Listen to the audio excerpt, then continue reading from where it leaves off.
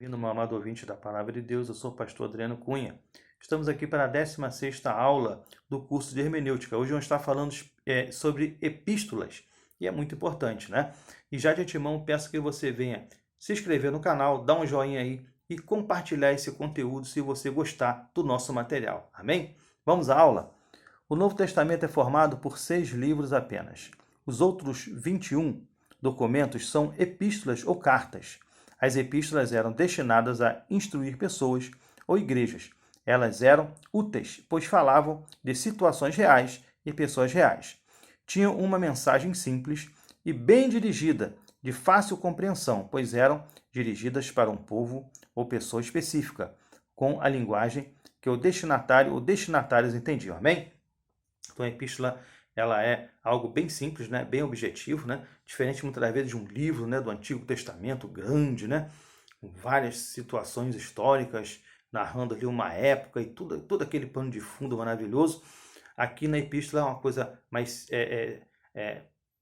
uma sinopse, né? Uma coisa mais resumida, mais objetiva, mais prática para resolver um problema, para esclarecimento ou para fortalecimento da igreja, né? Ou qual motivo ali o Deus Todo-Poderoso possa ter inspirado para que o autor viesse a exercer e mandar essa epístola para essas pessoas ou pessoa em específico, né? Primeiro ponto aqui, para interpretar bem uma epístola, devemos identificar o autor. Muito importante a gente identificar o autor, né? A gente vai ter ali uma visão ali do porquê daquela epístola ter sido escrita ali, né? Da maneira com que ele escrevia, do povo a qual ele servia, ele atendia, amém? Quem era o autor, né? Quando ele escreveu é importantíssimo saber se ele escreveu em tempo de guerra, tempo de paz, se ele escreveu, no caso de Paulo, muitas vezes quando estava preso, quando estava livre, ou se estava dentro de Israel, fora de Israel e outras situações mais. Onde ele escreveu, né? Como nós falamos aqui, é importante. Ele tinha um relacionamento próximo com os destinatários, né? Pessoas de seu convívio ali próximo, de estar mandando cartas ali para a igreja mais distante. Respondendo essas perguntas, logo temos uma imagem do autor. Bem? Agora, os destinatários. Quem eram os destinatários? Né? Através de quem eles receberam Jesus. Como era a sua cultura? Qual era a situação política deles? Qual era a situação socioeconômica deles? Respondendo essas perguntas, logo imaginamos, né, os destinatários. Temos uma imagem deles. É importante saber qual a situação dessas pessoas, né?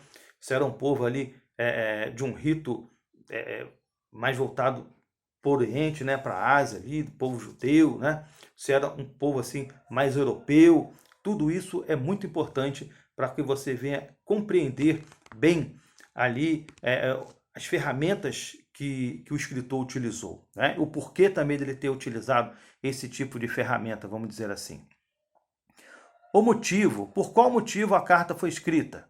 Ela era uma resposta, uma repreensão, um ensinamento, um esclarecimento? O autor escreveu sem um motivo aparente? Ou houve um motivo específico, né? Quando você identifica o motivo, te dá um norte, né? Para você conseguir compreender ali a mensagem, né? Que nós vamos falar logo em seguida aqui, né? Você descobre o motivo, você consegue entrar dentro da mensagem, né? Ter um entendimento da mensagem ali.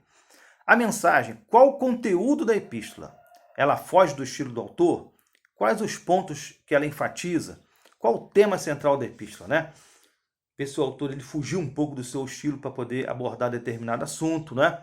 Uma coisa interessante aqui, os pontos que ela enfatiza, os pontos críticos, quando você identifica aquilo ali também é muito importante.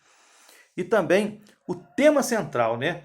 A linha ali que amarra toda a trama ali, é importantíssimo que nós venhamos a identificar para que nós possamos compreender, né, o conteúdo ali dessa mensagem, vamos dizer assim. Segundo ponto aqui, entendendo bem a estrutura da epístola, né? Como nós falamos, a epístola tem uma estrutura muito simples. A epístola geralmente se divide em 3 partes. Primeiro, saudação inicial, corpo e encerramento, né? A saudação inicial. Na saudação inicial, geralmente o escritor se identifica, saúda os leitores E em alguns casos faz uma oração por eles e faz alguns elogios a pessoas ou a grupos, né? É algo assim da época, né? Era algo formal da época de se fazer isso, na verdade, né? Nós vemos ali que dificilmente nós temos a não identificação do autor, né? Tem o caso ali da Epístola aos Hebreus, que isso não aconteceu. Não sabemos se na compilagem, né, não entrou, ou se de fato ele também não se identificou na verdade. Mas a grande verdade é que nós não podemos afirmar o autor da Epístola aos Hebreus, porque não chegou até nós.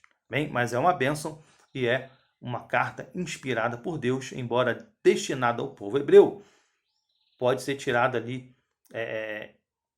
doutrinas maravilhosas, ensinamentos, uma compreensão ali para que nós venhamos a compreender bem o Evangelho, a visão de Cristo, né? A visão do Cordeiro. Se você pegar a Epístola aos Hebreus, por exemplo, e fizer um paralelo ali com o livro de Levítico, você vai ter uma visão muito interessante, né? O interessante ali da Epístola aos Hebreus, que a pessoa que entendia o rito judaico, ela absorveu aquilo ali com muita facilidade, porque foi feito um paralelo ali maravilhoso. Amém? O corpo da epístola, né? No corpo, o escritor desenvolve a doutrina, correção, esclarecimento ou a exortação e a aplicação prática, né?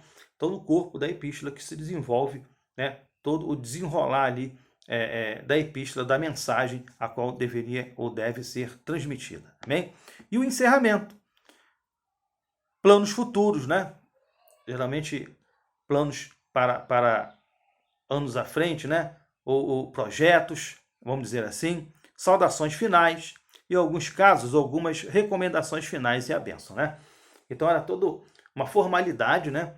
Algo natural da época. Então, quando você consegue entender essas coisas, você consegue entender ali o conteúdo dessa epístola. É importante que nós venhamos a estudar a palavra de Deus com seriedade, que nós possamos absorver o máximo.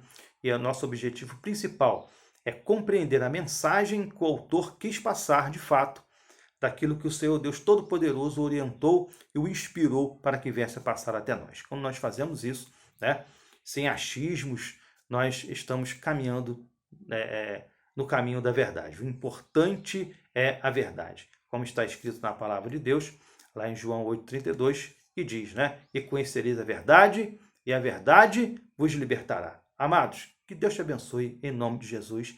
Peço mais uma vez que você venha se inscrever no canal, você venha dar um joinha aí, você possa compartilhar e que Deus te abençoe. E até a próxima aula, amém? Próxima aula é a última aula do curso de hermenêutica. Que Deus te abençoe em nome de Jesus.